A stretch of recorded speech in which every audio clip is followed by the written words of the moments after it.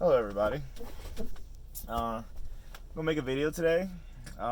Today's video is not gonna be about trucking. Today's video is gonna be about something that has been on my mind, something that I've been seeing a lot of, and I've been kind of noticing that it's a problem, especially in my community, Black community, the African American community, and I really want to speak about it because it's really important and it's really something that I feel like needs to be spoke about.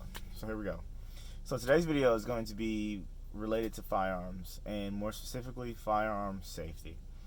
So I see a lot of, especially young people, a lot of media and a lot of songs and movies and stuff like that make guns seem like they're cool, like they're something to be played with, something to be toyed with, and they are absolutely not. I've mentioned before, I have a background in the military. I was in active duty in the Army for 5 years. I deployed overseas. I was my unit's armorer, so for a little while. I've done all the ranges. I've trained with a multitude of weapon systems, and I've seen up close what these instruments of death can do to people. So to see young kids kind of playing and treating them not with the respect that they deserve and that they command, kind of bothers me. So today I'm gonna make a video. I feel like this video, just because it's coming from me, coming from someone that looks like me, it may fall on the audience a little better, because a lot of videos and I feel like we might be a little underrepresented in the firearms community. So not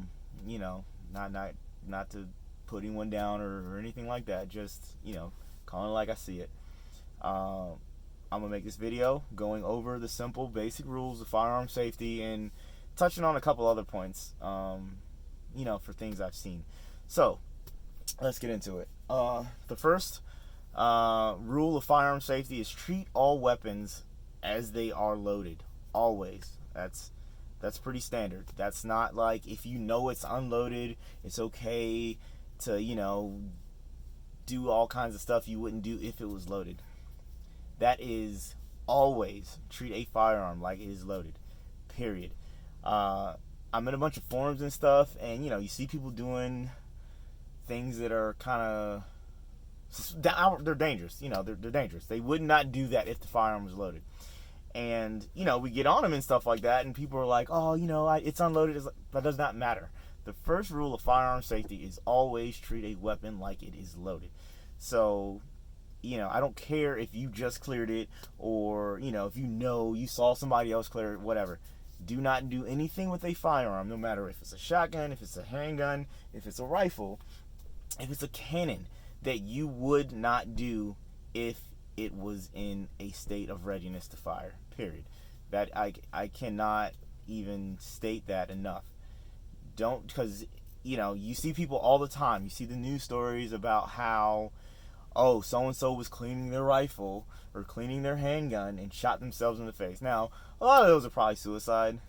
Some might be homicide. But if it happens one time to somebody, following this rule would have saved them, right? So, if you're cleaning it and you always keep it pointed away from you, or keep it pointed in a safe direction, or just treat it like it was loaded, it's kind of hard to shoot yourself in the face if you think it could possibly shoot you in the face, right? So that's just a good rule of thumb. It's just to treat it like there's always a round in it. It's hard for me to look down the barrel of my anything, even when I have it disassembled, right? So I have it taken completely apart, and I still feel weird about looking down the barrel. That's how serious I kind of treat this rule. Is like, you never want to be on that side. So we'll move right along. That one it's pretty simple. Always treat it like it's loaded. So the second one is never let the muzzle sweep anything or point at anything that you do not intend to kill. So this one, it kind of builds upon the first one. So, you got your gun, you might be talking to somebody, you might be, getting instruction, you might be pointing something out, and, inadvertently your muzzle starts wandering around. Next thing you know, it's pointing at somebody, right? So, you gotta have muzzle awareness. And it's not intuitive, right? So that's one of the things where when you first get into it, there's a lot going on. It's loud, it's noisy, there's forces, there's smells, there's smoke, there's flash. You may get overwhelmed and may be overloaded with sensory input, right? So you got to develop those skills to make sure you always know where your muzzle is, to make sure you know where other people are in relationship to your muzzle, because it's not just, don't point at anyone. If you're holding your rifle and you turn and someone's over there, now you've all of a sudden pointed your rifle at someone inadvertently because you're looking over here. That's bad.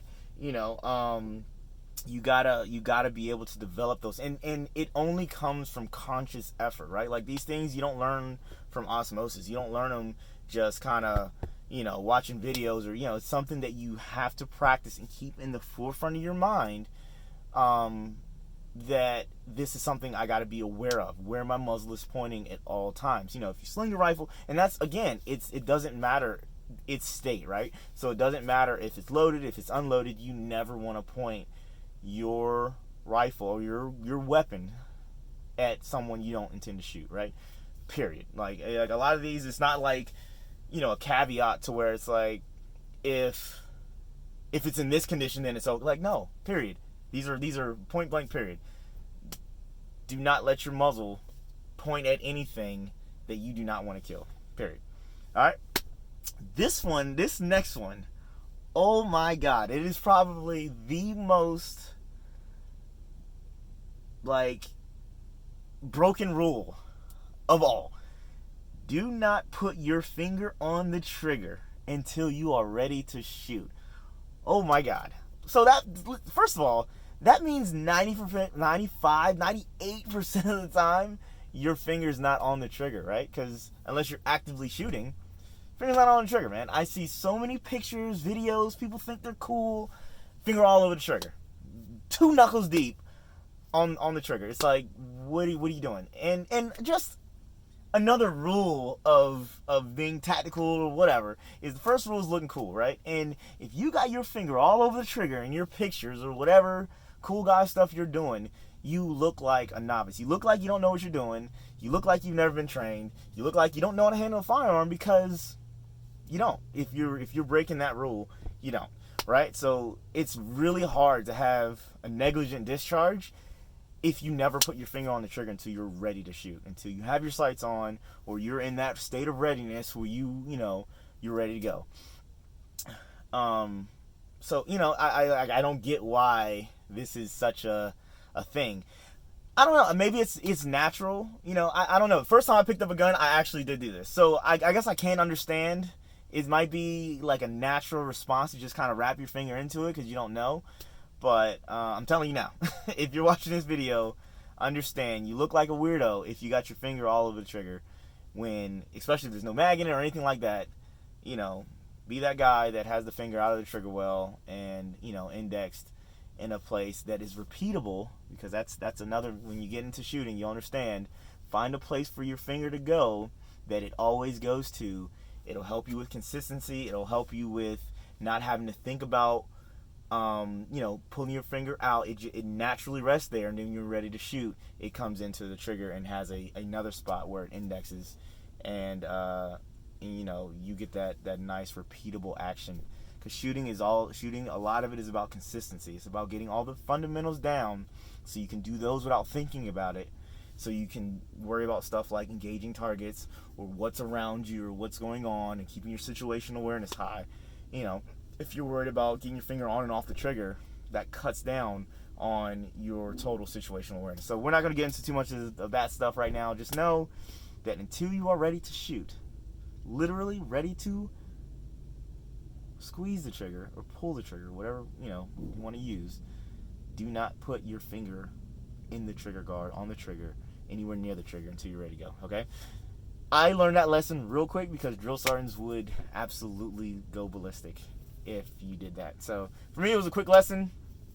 For you guys that aren't going into the military or anything like that, just write it down, say it like a mantra, whatever you need to do to remember that. Do not put your finger on the trigger until you are ready to shoot. And the last one is really good. The last one also gets into kind of like tactics. So the last one is be sure of what your target is and what's behind it, right? So this deals with, this is kind of broad, right? So this is kind of like you're in an active shooting. You're not just kind of at the range. Like the rest of these, the other three, they really deal at any point in time of your firearm ownership, right? All of these three rules apply.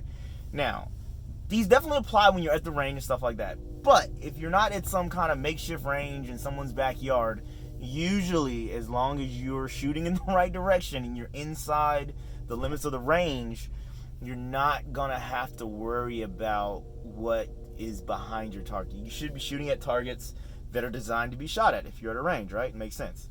So this one is really where you get into like the like operational side of things, if you will, right? So this is, you are actually shooting at something or someone that is not intended to be shot at. You're not on a range. You're in the real world, right?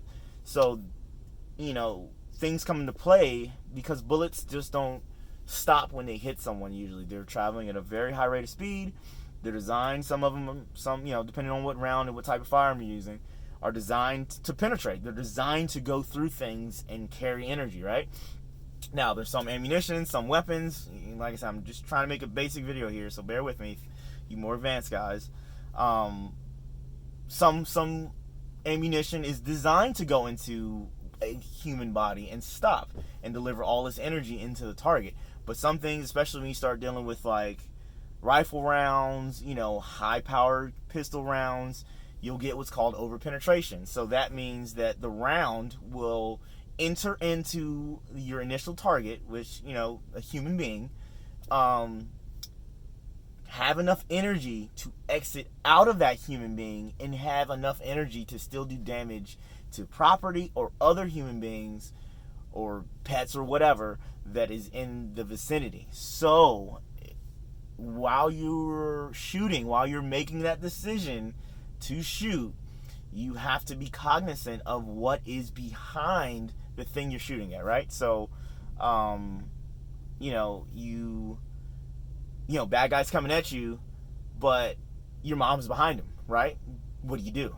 Well, that's what this is talking about. You have to be aware and have a situational awareness to say, okay, well, I need to either step to the side or fight this guy for a little bit until I can get him in a better position and take a shot, or whatever you need to do to not shoot through him into your mom standing behind him or into whatever is beyond your target, right? You have to, sometimes maybe you do got to take the shot. Who knows? Maybe you try to angle, who knows? I mean, you can go into the what if game a million different ways for this, but it is important for fundamentals, because this is a fundamental video. It is important for fundamentals for you to get in your head that bullets do not stop just because you hit what you were shooting at. It is a three-dimensional space. It is, up, down, left, right. And you have to understand that the target you are shooting at, generally and hopefully, if you are trying to kill it, is not bulletproof, right? So, you're shooting at it. The bullet has a lot of energy, no matter what it's coming out of. It might have enough to get through that target and do damage to whatever's behind it. So you gotta make sure and be aware of what's behind it. And we say these rules and we say them like a mantra, and they are. But when stuff really starts happening, you just gotta do your best, right? So the more you train, the more you practice, the more you learn, and the more you widen that ability to take in information and have what we call situational awareness, meaning you know intuitively kind of what's around you and what's going on, and you really are paying attention and you're plugged into your environment. The better you get at that, the easier this will become to implement these rules and understand, okay, this is clear. By the time you get that weapon out and in an operational state, I know what's behind them. I'm good or not good to take a shot. I can try and use a more diplomatic approach. If there is someone behind them, signal to them to get out of the way. I'm about to take a shot. Hopefully they see a firearm and are starting to scatter. You know, it's a lot, but that's why we train. That's why we work on these skills and try to get them to the highest level that we can, because, you know, like it's been said a million times, you don't rise to the occasion. Your skills don't go from mediocre to all-star when the situation goes bad. When you really need them, you fall back to the highest level of proficiency that you have attained. So, you know, so that's that one. I don't want to make this video too long, but these rules are important because for a few reasons. For one, you know, with the administration that is incoming in 2020 or 2021, there are concerns that there may be stricter gun legislation put into place, right? So every time we see, you know, 10-year-old child. Oh, that brings me to another point before I get into that. Rona. Firearm safety extends beyond this. Like, I want to add a fifth rule, right? So my fifth rule is keep your goddamn guns locked up, okay? Keep them away from people who are not supposed to have access to them. I see a lot of times that people, you know, like kid got shot because he was playing with daddy's gun or whatever, right? Like, that's important. That's one that I actually was bad at for a little while, right? So, you know, like, I was like, you know, oh, I don't keep, you know, ammo and stuff in. Listen, keep your firearms away from people who are not supposed to have them. That is children. That is people who are untrained. That's people who are not supposed to have firearms because they have, you know, proven themselves to have malicious intent or not be able to control their emotions or get drunk and do whatever. Keep your firearms stored in a safe manner away from people who are not supposed to have them. That, for me, is the fifth rule of firearm safety, is keep them stored in a way that people who should not have access to them, you know, have access to them. So, okay, now back to the point I was making before with this administration. So every time we see one of these instances where someone does something stupid, right? Like, you know, this guy took his girlfriend to the range and was doing all kinds of John Wick shit and shot her in the face. That's bad. That makes the community look bad. That makes everyone look bad. And it gives the people who want to take firearms away from us ammunition, for lack of a better word. So really adhere to these rules. Especially, like, I'm proud of y'all. A lot of people this last year realized that having a firearm was something that they should probably, you know, do or you know, they should have, or it was important. So that's great. You know, that's good. I'm glad a lot of people, you know, are taking their protection into their own hands. It's really good. If you bought a firearm in the year 2020 and that's the first firearm you've purchased, get trained. Go see a professional. If you need help with that, I live in Virginia. I know people who are certified to instruct firearm classes. I can teach you the basics. You know, get with someone who is reputable, who understands, who knows what they're doing, and get trained in at least the basics of firearm safety, you know, marksmanship and precision shooting, or what, you know, whatever level of shooting you want to attain, but get some kind of training. And then hit the range and practice. That is very important. And I want everyone to be safe. I hate seeing these stories where, you know, people are trying to engage in you know, the act of shooting or, you know, whatever, and something terrible happens because they were not following very basic, simple rules. Like, you wouldn't get in a car and just do 100 miles an hour for no reason, you know, right out the gate, right? So you wouldn't get in a car not knowing how to operate it and never having operated and go get on the highway, right? So it's the same thing with firearms, right? Get trained, learn the basics understand what you're doing, and respect the weapon for what it is. It is a weapon. It is an instrument of death. People sat around and thought, how can we make this thing do a thing? And it's good at it, right? They're inanimate objects at the end of the day still, and they need someone to operate them. They're not, scary on their own. But in the hands of someone who doesn't know what they're doing, it's a very dangerous thing.